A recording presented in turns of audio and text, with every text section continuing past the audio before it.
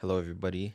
Good evening or good morning, whenever you're watching this. It's kind of strange because I post these in the morning, but it is currently like the evening, which is when can record one of these. But anyway, welcome to episode 26 of my series of thought bubbles, where I basically just talk about anything I want to talk about. Um, I guess to recap the last week, I technically got what I asked for because for the longest time I didn't really have anything to do at work, and then now I have a lot of things to do at work, and things got extraordinarily busy quite quickly, and so I kind of had to like move some things around in my schedule. So yeah, Friday was not happening. Friday last week Friday was kind of rough to get a upload out.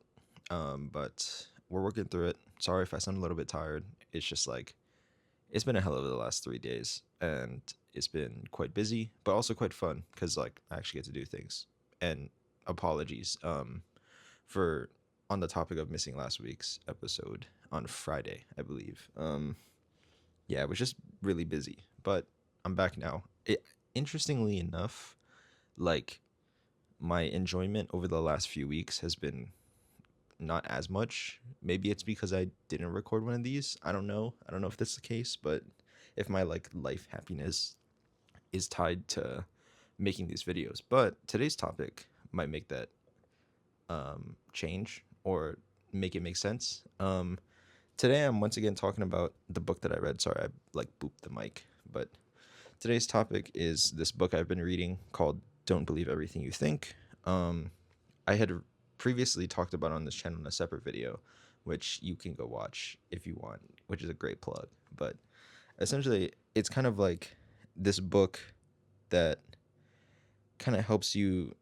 For me, the way I was reading it as a summary is kind of like I'm a pretty big overthinker, and I think that like I think there's a lot of times in my life where like I think too hard, and in the process of overthinking, you kind of become like very pessimistic in nature.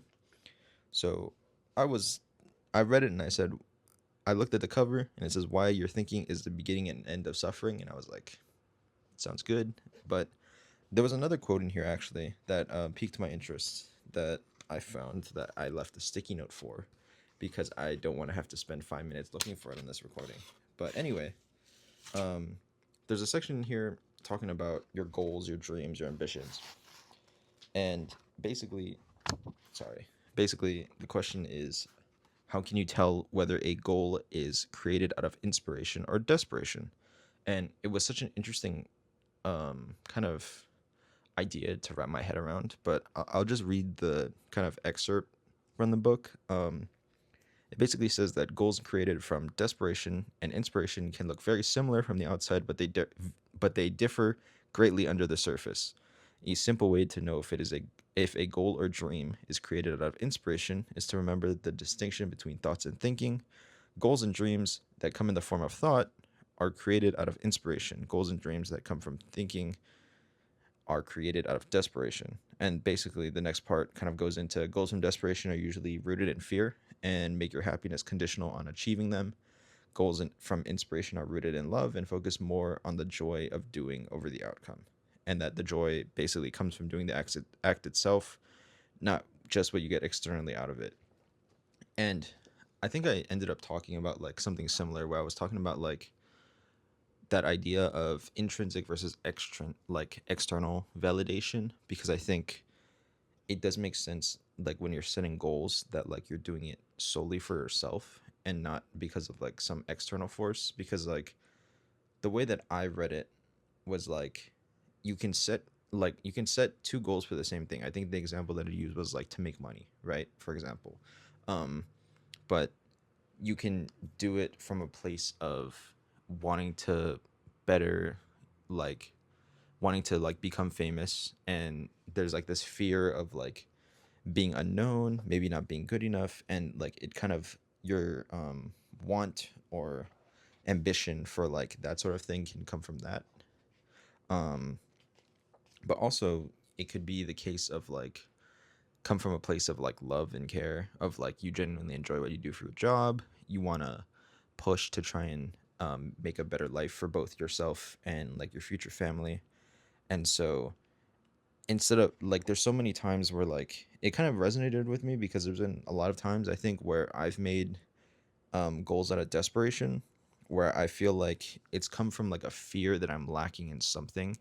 For example, like making more friends, right? I think for a long time I just tried to make connections with people, and I thought that, like, the more friends that I have, the more happy I'll be, which was definitely wrong. um because not only because, like, I think that shotgunning approaches, like just like firing off things and then hoping that a right person will come for you, like that matches up with your interests, that cares for you, that likes you for who you are, is just going to come along randomly, which can't happen. But like, it's so much more better if you're more intentional with that. But I think there's like, in that case, when I'm looking for friends and I just like, I'm like, it's coming from not a place of like wanting that human connection. It's more in the case of like this fear of like being alone. And because like, instead of having it come from like joy or love, then like it comes from a place of like, you know I fear I'm antisocial, or I fear I'm like alone. And because it comes from that place, then it's like, even when you do complete it, let's just say like I made like 100 friends that way, it never feels like enough, because it always feels like you're trying to satisfy something or somebody, like you're trying to meet an extrinsic goal that like almost somebody else set the bar for you. And that because you didn't really set it yourself, you don't really actually know what level you have to hit to be like satisfied with it, which kind of actually ties into another video that I made about like knowing how much is kind of enough for you. um but yeah, and then I think the other thing that was super important was like, um the idea that it's falling in love with the process. Another video that I made, dude, I like came up with like all these videos, which is like kind of crazy that like it's coming up kind of like wrapped together in a bow for like in this book, because it kind of like basically says everything that I'm thinking like at the moment, or that I've been thinking about for a while. um it's like, basically you have like this love for doing it. Like, if you have a goal that comes from inspiration, right, which is something that like you truly love to do, that's something that you really want to like undertake yourself, and it comes from a place that's intrinsic, like it could be literally anything. For example, like art. I think when you do art from a place that's intrinsic, you really love just making music, trying out new things, playing new instruments, experiencing new musical genres, for example, right? But if it's coming from like an extrinsic place, let's just say that like you want to understand classical music to look sophisticated, right? You're going to hate the whole time trying to listen to classical music and understand it, and like look through all the deeper meanings in the music and do all this stuff, like, because not only is it like you're almost forcing yourself to do it, which means like in the process, like the actual act of doing it, which is like listening to classical music, is going to be not as fun. But also at the same time, it's like, um what do I want to say, like the process isn't as fun, and then the reward at the end also isn't fulfilling for you, if that makes sense. Yeah, that like, no matter what, it's just kind of a lose lose. Even if you do kind of like find some place to stop, you're never going to feel satisfied, because like it's somebody else's goal that you kind of get set for you. And then you also just don't enjoy the process of doing it, which is kind of like made me think about times in my life too, like other than the friend one, of like all those times where like I've set academic goals for myself, but it came from a place of like fear of disappointment, fear of kind of failure in a sense, and setting those goals. And no matter what, no matter how many A's I got, no matter how well I did on a test, no matter how much, like it never really ever like felt enough for me. And I kind of never really like could understand it, because it was like, when you set goals, you're like, let's say like if I get like all A's or like a 3.8 GPA or something like that, right? Like if that's my goal and I hit it, like normally most people would be happy about it. But like, even in the times that I like did hit my goals, or like if it came really close, I like never felt satisfied, because it always felt that like I was shooting for something that was like the goalpost is just gonna move every time I complete something.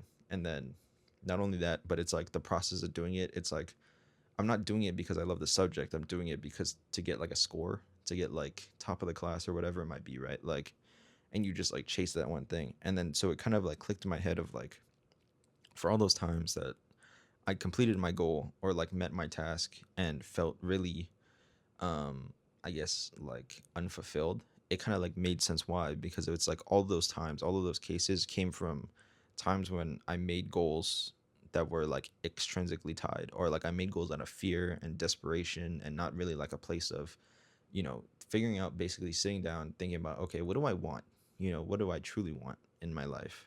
Whether it's to go play bowling, to go play basketball, something like that. Like, and doing something I truly want to do where you enjoy the process of doing it. You enjoy, the lead up to, because no matter what, I think on the inverse of meeting your goals and not feeling fulfilled, I feel like there's also, if you make goals that are basically come from inspiration and are intrinsic in nature, that because you fall in love with the process, even if you don't reach your goal exactly. Let's say my goal is a 3.8 and I got a 3.4, I think because you fall in love with the process of doing it, like learning, trying new things, um, going to office hours, whatever it might be, right? Because you like doing it, no matter what the end result is, you feel happy, like you feel fulfilled inside.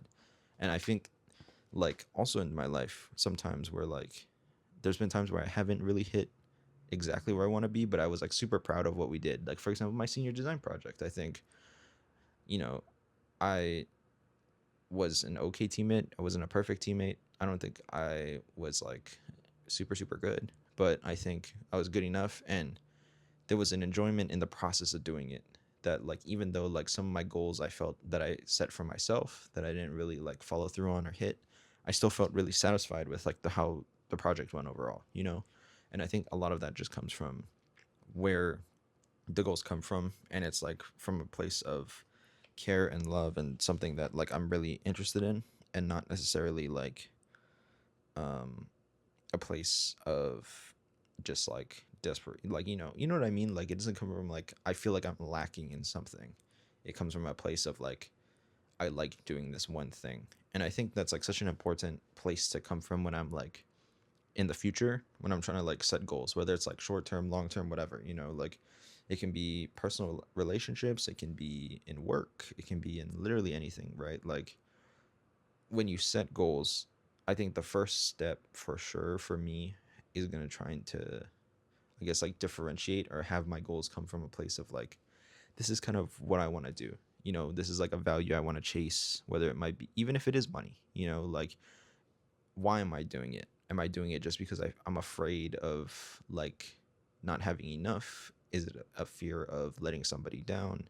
Is it a fear of whatever it might be, right? Like fear of something. Is it coming from like that sort of place, that place of desperation, the place where like you feel like you're lacking? And I kind of like sit back, and like part of the process I feel like is like imagine yourself like doing it, like investing in stocks, doing this, saving up money, maybe not taking that trip that like everybody else in the company is going on, and taking a break, saving some money, something like that, right? Like, are you going to be happy for that, or are you going to hate every moment of it, and no matter what number shows up in your bank account you're going to be upset, right? As opposed to, let's say my goal is still to make some money, but it comes from a place of like intrinsic care and love, like I'm saving money because I want to start a family one day. I want to buy a house. I want to do something for my family. And like, you know, even though like you're gonna have trips that you miss out on, maybe opportunities that you miss out on, maybe you gotta like save some on food. Maybe like cook more instead of take out less, something like that, right? Like, even though you're making these sacrifices day by day, like it still feels good, and like, even if you don't end up with a number in your bank account that like you maybe envisioned when you first started, it still feels really satisfying when you're doing it, because like you get, I imagine it as like stacking up wins, right? Like having those goals that are like tied to your intrinsic values are like stacking up small pluses, right? As the time goes on, plus plus plus. Even if you have like, you can't have a plus every time, right? But like you have small minus, but like you enjoy the process of doing it. It's like small pluses that added up over time. Whereas on the other side, I feel like it's such like a an avoid loss type of scheme where like you're basically on a tightrope, and the minute you have like a minus, it like tanks your whole value. You know, like you hate the process, you don't like doing it, you don't like saving money, you go minus minus minus, or like even if the times you do save money, you're not really as happy, it's a smaller minus, your net like total is just like negative, and you're just trying to avoid the loss rather than try and celebrate the wins. And I feel like that's like such a big difference between setting intrinsic goals and setting goals like from a good place rather than like an area of kind of like lack, or like, or not necessarily lack, I don't think lack is the right word, but like, you know what I mean, like it comes from a place of like fear. And um yeah, I think that was pretty much most of what the book said. I think it's like nice that like they frame, like the writer framed it in such a way where it's like two people can have the exact same goal, but where it kind of comes from in terms of like which way you're attacking it and like what values you attach it to change kind of how we experience doing or like working towards that goal.